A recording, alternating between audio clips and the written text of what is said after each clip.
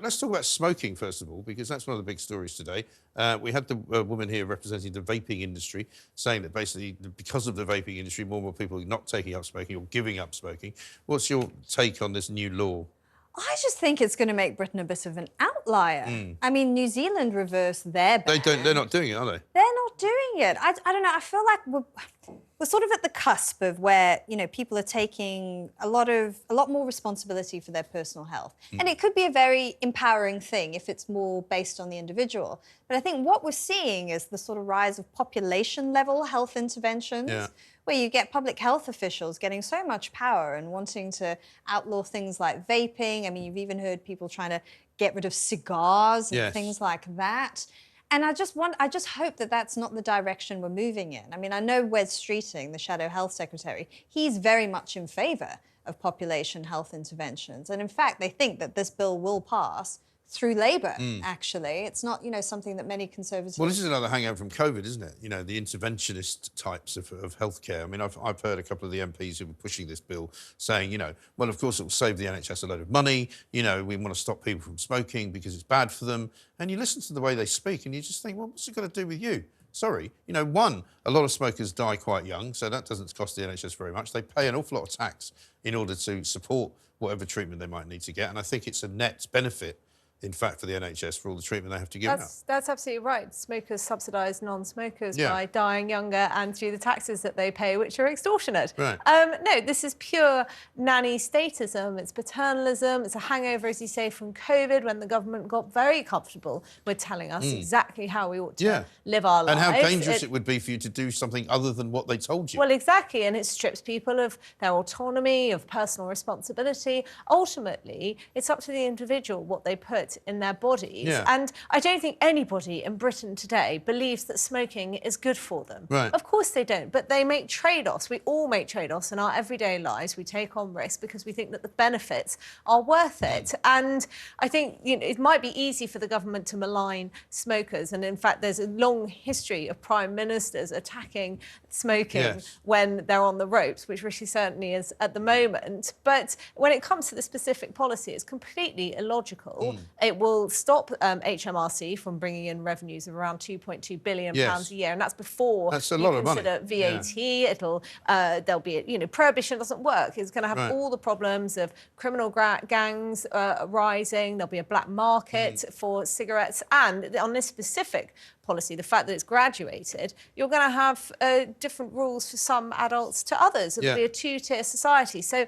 very quickly, the ridiculousness of this plan will become apparent, and then the government will feel as though it's got little choice, and we'll probably have a Labour government by this stage, but to just issue an outright ban, and then people won't be able to smoke in Britain anymore. But except, you know, that'll be like the outright ban on cannabis and cocaine and all the other things that people do, even though they're supposedly illegal, because people don't stop doing things they like doing. No. Eve? Yeah, exactly. That's what I was going to say. I don't think this is going to stop anyone smoking. The black market concerns I completely agree with. People will just go abroad, buy them abroad, and that money will go elsewhere. Yeah. You know, or you'll get people buying big packs and just selling them for a fiver to their mates. It's not going to stop. Well, that happens a lot now anyway, doesn't it? Because obviously it smoking tends to be now more prevalent, as I suppose it always was, in kind of poorer parts of the country. You know, so they tend to get cheaper cigarettes, they tend to get smuggled cigarettes that come in, and that still happens an awful lot. I mean, I haven't smoked for, God knows, 8-9 years. But there were so many ways of getting cheaper cigarettes. Somebody was always, you know, selling you some off the back of a lorry or whatever, you know. And I just don't, I don't know why they're obsessed with it. And also, why force the issue? I mean, it seems They haven't mentioned cigars either, have they? Well, smoking's declining anyway. Younger people aren't really doing it. But I think there was a study that came out that said that more people are smoking cigars since the pandemic, but loads of people have rubbished that data. It was from some public health body, and I think it was trying to... They were also trying to get any form of smoking banned. Yes. You know, but then Christopher Snowdon from the IEA was on a podcast with me, and he said, can you imagine that? Someone's not able to just have a cigar at their wedding. Right. You know, just a moment of personal pleasure. Somebody's going to come in and arrest you for it. Yes. It does seem mad. And also, they will next move on to food. They'll say you can't eat that. That's can't it. Sell that. You can't buy that. Make no You've already mistake. had one McDonald's hamburger. You can't have two. No, exactly. The nanny status will never be satiated. No. They will always open up a new frontier. clear. They will never be satisfied with the victories which they have. And if it's not smoking, then it's vaping. Already we've moved on to how we're going to clamp down on vaping, despite the fact that it's been a very useful harm reduction tool. It's been a substitute for smoking. Of course, nobody's pretending that vaping is good for you, but it is a lot less damaging for your health, according to a wealth of data and evidence, than smoking is. And if it's not vaping, then it will probably be alcohol. How long is it before they try and clamp down on that? Because the more 11 to 15-year-olds regularly drink alcohol than vape. And then, you know, as you say, food already, there's a war being waged on so-called big food and efforts to clamp down. And sometimes they get it wrong. I mean, we did a story here a few weeks back about how people are now moving back to full-fat milk and full-fat yogurt and full-fat butter, because actually a lot of the messaging from the health people and the so-called scientists was wrong, telling you that you shouldn't have full-fat milk because actually it's better for you than the skim milk. And it can change because that's the scientific method. I mean, our knowledge on things can evolve and it can revise, and you know, you need to be in that position where you can change accordingly instead of having fixed laws around things. Exactly. I mean, smoking is probably, you know, not something that many people argue for. I mean, a lot of people I know are just like, oh, who cares about smokers? But I mean, when you start moving into things like, yes, alcohol and food... Well, when you miss the money, that's when you care about them. I mean, that's the point. And smokers probably care about smokers. But I think arguably the worst part of all of this is that it's being imposed on us by a so-called Conservative government. You might expect this from Labour, but do the Tories really want to spend their final months in office bringing in a football regulator, completely unnecessary measure, banning things, bringing in new laws, rather than trying to identify ways of deregulating, of rowing back the size of the state and, you know, perhaps restoring some Conservative principles. I said the other night, I don't think I've ever known the state to be bigger than it is now in my lifetime. Let's talk about the Garrick Club, though, because this is one for the ladies, isn't it? Men-only clubs. I don't know what they're about, really, to be honest. I've been in a couple of them.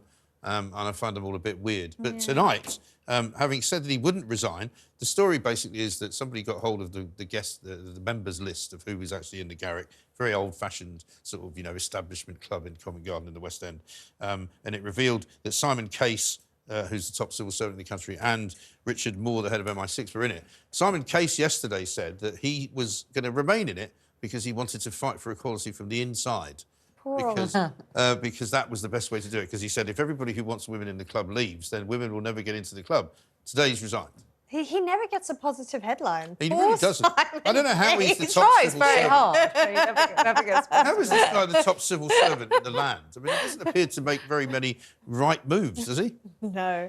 I don't have an issue with men-only clubs, personally. I mean... I don't care about them, but I don't want to be in one. No. I think we fight for female-only spaces, so it's... Are there any women-only clubs? There was one for a brief while called The Wing. Do you remember The Wing? Yep. It was like a female-only working But what space. happened? They all couldn't stop arguing with each other, so they shut it down. It was actually... well, it's interesting. Sorry. Listen, I can get away with saying that because I'm an old, white, heterosexual male, so if you don't like it, you know what you can do. There were two things. I think the pandemic happened, so people weren't working at the office as much. But then there was a lot of internal strife at the company, actually a lot of accusations flying back and forth, and the CEO Because there's a lot of... resigned. I mean, I was once invited to... White's, which is I think it's still there, I don't know, it was a long time ago when I was working in newspapers, and I was invited by my editor for lunch with him. And I just found it a very weird experience. It's just down the road from the Ritz, and it's a beautiful building, and I mean, it's always lovely to go to these places because they're so amazing and historic, and all sorts of famous people were members of it. But I just found it really odd sitting in a room like a restaurant, but with only men. There's literally no women there at all. The staff were all men, the customers were all men. I just thought it was a bit odd. Yeah, it depends, like whether you... Some men do like having mixed company. They prefer it. Whereas I think some men, it's I don't know... It's a bit of a sort of boarding school hangout. That's what I think it is. You know, for men who only went to school with other men, you know? Yes, or it's all men colleges at university. Yeah. But I like Candice, I don't have an issue with all men's clubs, just as women have fought to have women-only spaces. Yes. I think it's an entirely reasonable proposition. There are many former all-men's clubs which have opened their doors to women. Great, but if they choose not to, or their members vote against it, then they should be free to do so. Absolutely. I used to be a member of a golf club, actually, in Richmond, where they had a sort of a men's section of the club and a women's section of the club, but they also had a mixed bar. But there was a men's bar where women weren't allowed to go. And Richmond Council refused to offer them a licence one year and said, if you don't make the whole club completely unisex, we won't give you a licence to sell drink. And a lot of places have fallen foul of that because sometimes the local authority just says, well, we're not going to give you a liquor licence or an alcohol licence, and then they have to sort of move along with it. So I'm not sure how they get along. But, I mean, does it matter that these guys have resigned? I mean, Simon Case has now said he resigned because he realised it was not a good look. I mean, you know... But I think that's a bit feeble to, isn't it? To backtrack on something in that manner. You know, if you're going to stand up for the old boys club, stand up for the old boys club. It's that tradition of... you know, the men going off for a brandy and a cigar. You know, it's generally that turned into a, you know, restaurant or bar. Yes. It's not a huge deal. It's not worth losing your job over. Also, now that everybody knows that the head of MI6 is a member, you know, who else is a spy? I mean, you know, you're not supposed to know all this stuff. Let's talk about Banksy. Don't know if you saw the Banksy earlier this week that was uncovered in Islington, of all places, which was meant to be sort of signifying growth and the climate and all this stuff. Apparently it's been vandalised, which is the best news I've heard all week, really. But I because find... Jeremy Corbyn walked past it and declared it to be a great thing. Because it was in his constituency, of course. And the fact that... And I said it actually looks like somebody's thrown paint at the wall. Now somebody actually has thrown paint at it, and now it looks even worse. Sorry. Sorry. Yeah, I find that the media sort of frenzy around Banksy quite amusing. Somebody's vandalised a Banksy. Well, graffiti started out as something that people called vandalism. Right. And I find it quite funny how Banksy's turned that on its head and it's become art and it represents things. Whereas most graffiti artists will argue that that's what they are trying to do. And I think it's very anti-Banksy that a lot of his works have been sold for millions. Yeah. You know, and tried to be preserved by councils. But doesn't that show you more how sort of pretentious the whole art business is, though? Yeah. Because it's not... I don't think it's the media that's pushing it. It's the sort of art crowd who go, oh, isn't it amazing? He's put something on a wall, now the building's worth more money than it was before. Well, yes, and I think he kind of reflects the politics of the art world as well very perfectly. Yeah. I mean, when you think of artists sort of being, you know, he's meant to be an edgy artist, but he's not really, because who's he challenging? He's fully accepted by the art establishment. I mean, when you think of some of the artists that came through in like the 1920s and the 1960s, they were really challenging things. Well, when he was in one of his many stages of being uncovered, was it not revealed that he went to private school or something and he's not actually this kind of urban warrior that everybody thinks he is? And he grew up in a very nice sort of little part of the West Country somewhere and had rather a nice set of parents and went to a rather nice school. Well, one has to wonder how he feels about success because, of course, he was this sort of social justice warrior who was anti-establishment, he was anti-capitalism, and now he's become a product of our capitalist society and our capitalist economy. Look at how much his works will sell for. This is how culture works. I mean, the Mona Lisa was once revered and now it's sold on, you know, tea towels and T-shirts. It's how... you know, our consumerist culture works. Something that was once high becomes low culture. I think if I was an estate agent in London, I'd try and commission Banksy on the sly to do one of his designs on a wall in my patch, and then that would drive up property prices. Yeah, well, the guy they're not high enough already. The guy who owns that building said, well, don't worry, I'm not going to... And that was the other funny thing, because apparently lots of people in that area live in quite... poor accommodation, which is rented accommodation, social housing, etc. But the guy that owns that building says there's 3 flats in it, and he'll now sell it. It was worth something like, he bought it for something like 750,000. He says I can now sell it for about $1.5 million because it's got a Banksy on the side of it. But the prices. So they could be evicted as a result of his social, you know, cohesion policy. I just find the prices in the art world absolutely obscene. I remember watching a documentary years ago about the rise of the modern art movement, and like ordinary people could afford to buy art, and now it's just completely unattainable for most elitists. Yes, it's become but so elitist. elitist. Do you remember how much the banana sold for with the duct tape? How much was it? I think it was definitely over $1 million. It was just a banana simply duct taped to a wall. Yes. And it became this huge, you know, symbolic... Well, I've got another piece of art I can show you, and this is from Waltham Forest, because it's the first pictures of a sculpture of Harry Kane, who is now, of course, playing for Bayern Munich. It's one of those horrific sculptures of a footballer that looks nothing like him.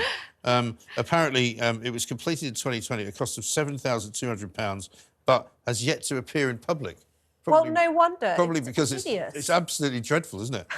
Awful. £7,000. I know. You struggle to spend £7,000. I mean, apparently, local Conservative councillors wanted to place a statue on Chingford's overground railway station, but But after a risk assessment, this is great. This is typically British, isn't it? After a risk assessment carried out by Transport for London, the proposal was denied on the grounds that it could be targeted by football fans who don't like Harry Kane. I don't know. Public Heart hasn't been doing very well lately. I don't know if you saw the Mary Wollstonecraft sculpture in East London. And, I mean, that was so controversial. I mean, they wanted to do something, you know, like to honour her as like a blue stocking. Yes. Anyway, I mean, this teeny little sculpture with, I think, like very, you know, big appendages. You've got to be very careful with sculpture. Yes. I mean, there's an awful lot of people who do it who don't seem to be very good at it. No, I mean, I think I can do better sculptures than that. It's and pretty I don't even know hideous. what I'm doing. Some are good. There was who did the Remember one? the Ronaldo one that they did in Madeira? Oh, that was Madeira terrifying. Airport, which looked absolutely nothing like it. It looked like Frankenstein. It was horrific. Absolutely dreadful. Anyway, we've got lots more pictures to look at, lots more stories to do. You're watching The Independent Republic of Mike Graham. Next